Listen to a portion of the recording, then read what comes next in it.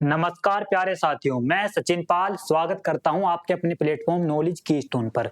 उम्मीद करता हूं कि आप सभी अच्छे होंगे और स्वस्थ होंगे और आपकी तैयारी भी बढ़िया चल रही होगी। देखो, बहुत ही इंपॉर्टेंट न्यूज़ है। हालांकि आपको पता चल गई होगी कि उत्तर प्रदेश कांस्टेबल की भर्ती आ चुकी है। ठीक है, हालांकि इसके मतलब आशंका भी थी कि आने ही वाली है, या तो जनवरी में आ जाएगी या दिसंबर के लास्ट में आ जाएगी। और ऐसा ही हुआ, 31 दिसंबर को इसका नोटिफिकेशन जारी हो गया है। देखो, हालांकि जो उम्मीद थी हमें वो थी कि 25,000 के समथिंग हमारी वैकेंसी आएंगी, लेकिन वैकेंसी जो आई है वो आई है 32,679। आप देख सकते हैं 32,679। तो बहुत बढ़िया चांस है किनके लिए, जो बच्चे अभी जो 60,000 वाली वैकेंसी थी उसमें से रह गए थे, कोई 1 नंबर से, कोई 2 नंबर से, तो उनके लिए एक आशा की किरण जाग चुकी है। ठीक है, तो इस मौके को बिल्कुल भी नहीं छोड़ना है आपको, अपनी तैयारी में जुट जाओ। ठीक है, और इस बार तो आपको एक पद लेकर ही जाना है अपने लिए। ठीक है, आप देखो थोड़ा जान लेते हैं इसके बारे में। तो पहले तो मैं आपको बता दूं, ये जो भर्ती है इसमें मतलब देखो, नागरिक पुलिस, पीएसी और विशेष सुरक्षा बल जिसे हम एसएसएफ को बोलते हैं, और महिला बटालियन, ठीक, घुड़सवार पुलिस, जेल वार्डर, ठीक, पुरुष और महिला दोनों के लिए। तो इतनी सारी भर्तियां हैं, मतलब अलग अलग प्रकार की हैं, देख सकते हैं। जो 60,000 जो वैकेंसी आई थी पिछली बार वो सिर्फ नागरिक पुलिस की थी, और इसमें आप देख सकते हैं नागरिक पुलिस तो है ही है। हालांकि इसमें जो उम्मीद थी अब की बार कि नागरिक पुलिस की शायद मुश्किल भर्ती आएगी, यानी कि नागरिक पुलिस की वैकेंसी मुश्किल देखने को मिलेगी हमें, लेकिन है अच्छी बात यह है, हमें जो उम्मीद थी कि पीएससी की वैकेंसी सबसे ज्यादा देखने को मिलेंगी, लेकिन ऐसा नहीं है। नागरिक पुलिस की भी अच्छी खासी है। आप जानते ही हैं, देखो इसका जो ग्रेड पे होता है वो इतना होता है, ठीक, और लेवल 3 की जॉब होती है, लगभग 35 से 40,000 इसकी इनिशियल सैलरी रहती है। देखो, सबसे पहले अगर मैं बात करूं नागरिक पुलिस की जो टोटल वैकेंसी है वो है 10,469, जो कि बहुत बढ़िया है। ठीक है, अगर हम बात करें पीएसी की वो है 15,131। ठीक, और विशेष सुरक्षा बल यानी एसएसएफ, ठीक, केवल पुरुष के लिए है ये, ओनली मेल कैंडिडेट, 1,341। ठीक, अगर हम बात करें महिला बटालियन तो इसकी है 2,282। देखो, अगर हम बात करें, देखो घुड़सवार पुलिस ये केवल होती है मेल कैंडिडेट के लिए, 71। जेल वार्डर पुलिस के लिए, मतलब सॉरी, जेल वार्डर पुरुष, क्योंकि जेल वार्डर की जो वैकेंसी है पुरुष और महिला दोनों के लिए है। तो पुरुष के लिए बात करें तो 3,279। ठीक, और महिला के लिए बात करें जेल वार्डर की तो 106। तो अलग अलग प्रकार की वैकेंसी है इस बार। देखो, अब हम बात कर लेते हैं आवेदन करने की तिथि। तो आप यानी कि 31/12/2025 से, यानी कि कल से आप अप्लाई कर सकते थे। वो भी कब तक करेंगे? 30 जनवरी 2026 तक। ठीक है, हालांकि आप जल्दी से जल्दी अप्लाई कर देना, आपको इंतजार नहीं करना है लास्ट डेट का बिल्कुल भी, क्योंकि लास्ट डेट में क्या होता है, वेबसाइट बिजी चल जाती है और सर्वर भी क्रैश हो जाता है, तो बहुत दिक्कत आती है। ठीक, अब देखो आवेदन शुल्क की बात करें यानी कि फीस की, तो 500 रुपए है किसके लिए? ओबीसी, जनरल और ईडब्ल्यूएस, और 400 रुपए किसके लिए हैं? एससी एसटी कैंडिडेट के लिए। देखो, अगर हम बात करें क्वालिफिकेशन की तो सिर्फ इसमें चाहिए आपको 12th पास। ठीक है, 12th पास, यानी कि आपके 12th की जो सर्टिफिकेट है वो लास्ट डेट जो अप्लाई करने की उससे पहले आ जाना चाहिए बस। एज, अब हम बात कर लेते हैं देखो एज की। हालांकि इस बार रिलैक्सेशन नहीं मिला है। ठीक है, तो अगर आप ट्विटर कैंपेन वगैरह करेंगे तो शायद मतलब अपनी बात को और आप मुख्यमंत्री तक पहुंचाओ तो शायद हो सकता है कि एज रिलैक्सेशन भी मिल जाए, तो उन बच्चों को बहुत फायदा होगा जो एज से बाहर हो चुके हैं। ठीक है, क्योंकि आप देख सकते हैं, अगर मैं बात करूं एज की, थोड़ा मैं आपको डिटेल में समझाता हूं।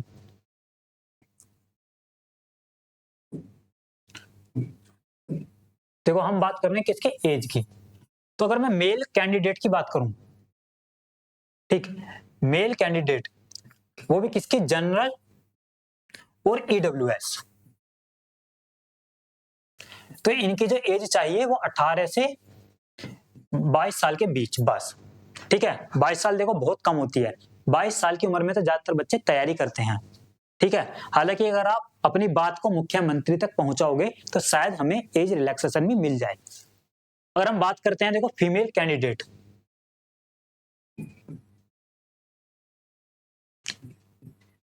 जनरल और ईडब्ल्यूएस, इनकी है 18 से 25। यहां 3 साल का फायदा हो गया फीमेल कैंडिडेट के लिए।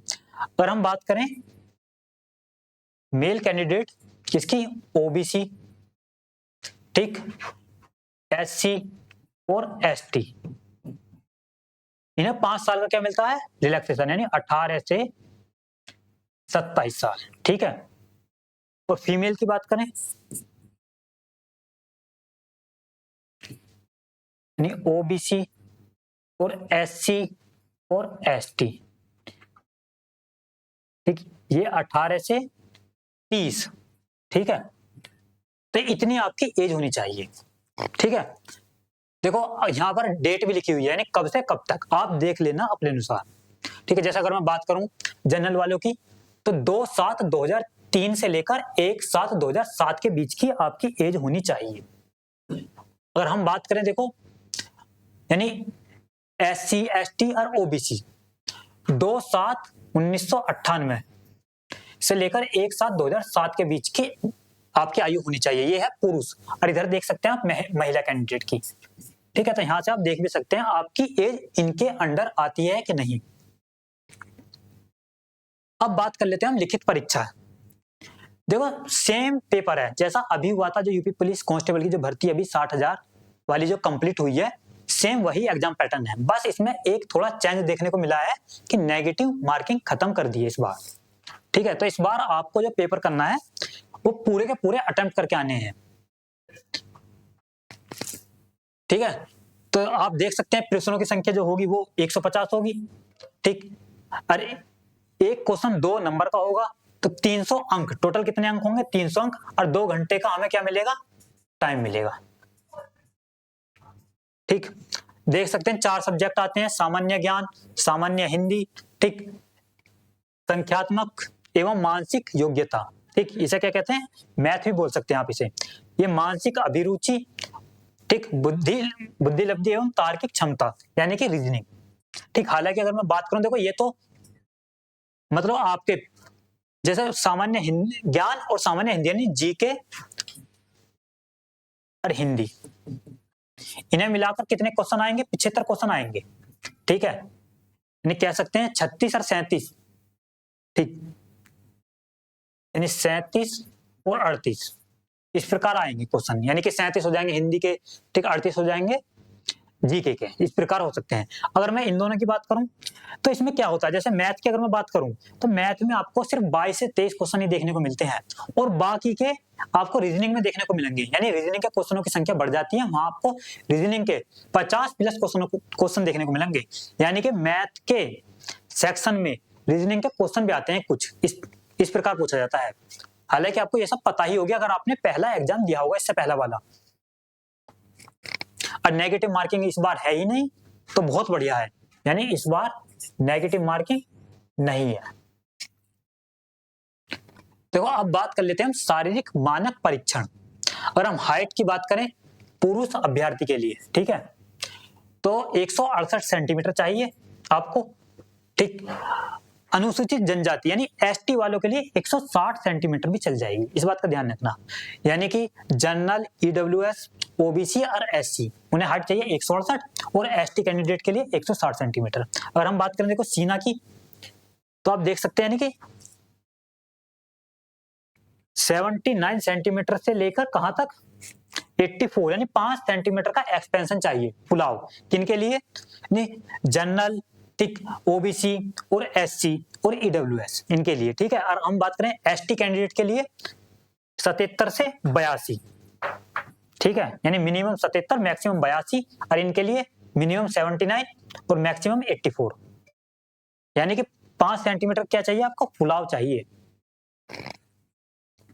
अब हम बात कर लेते हैं महिला कैंडिडेट के लिए। देखो उनके अगर मैं हाइट की बात करूं तो इनकी हाइट चाहिए 152 सेंटीमीटर, ठीक है, यानी कि ओबीसी, जनरल, ईडब्ल्यूएस और एससी कैंडिडेट के लिए, ठीक है, 152 सेंटीमीटर। लेकिन एसटी अगर कैंडिडेट कोई फीमेल है तो उनकी 147 सेंटीमीटर भी चल जाएगी, ठीक है, 147 सेंटीमीटर। अगर हम बात करें वेट की, तो इनमें वेट यानी 40 किलोग्राम से कम होना ही नहीं चाहिए, यानी कि महिला को 40 किलोग्राम से कम नहीं होना चाहिए उनका वजन, ठीक है। और महिलाओं की कोई चेस्ट का मेजरमेंट नहीं होता। अब बात कर लेते हैं देखो शारीरिक दक्षता परीक्षा की। देखो आपकी रेस होगी यानी मेल कैंडिडेट की यानी पुरुष के लिए 4.8 किलोमीटर यानी 4800 मीटर कितने 25 मिनट में, और फीमेल कैंडिडेट के लिए यानी महिला के लिए 2.4 किलोमीटर यानी 2400 मीटर 14 मिनट में। ये कंप्लीट करनी है आपको। बस अब देखो ये सिलेबस है, सिलेबस सेम पहले जैसा है, कुछ ज्यादा चेंज नहीं है। देखो जीके का सिलेबस ये है, देख सकते हैं, ये हिंदी का है, ठीक, ये है मैथ का सिलेबस, और देखो ये है रीजनिंग का, ठीक है। जो भी संपूर्ण जानकारी थी मैंने आपको बता दी है।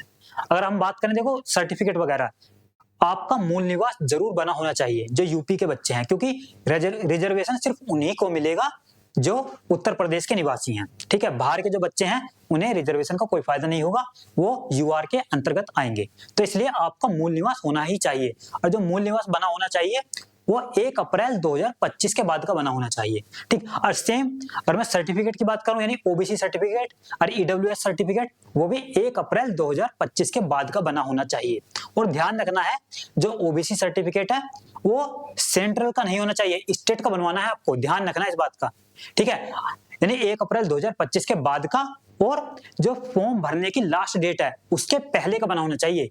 जो सारे आपके सर्टिफिकेट हैं यानी फॉर्म भरने की जो लास्ट डेट है उससे पहले पहले आप बनवा लेना, ठीक है। अभी आपके पास टाइम है यानी 30 जनवरी से पहले पहले आप, अगर आपके पास कोई सर्टिफिकेट नहीं है तो उसे बनवा लेना। तो उम्मीद करता हूं आपको वीडियो अच्छी लगी होगी। अब मिलते हैं नेक्स्ट वीडियो में। थैंक यू दोस्तों।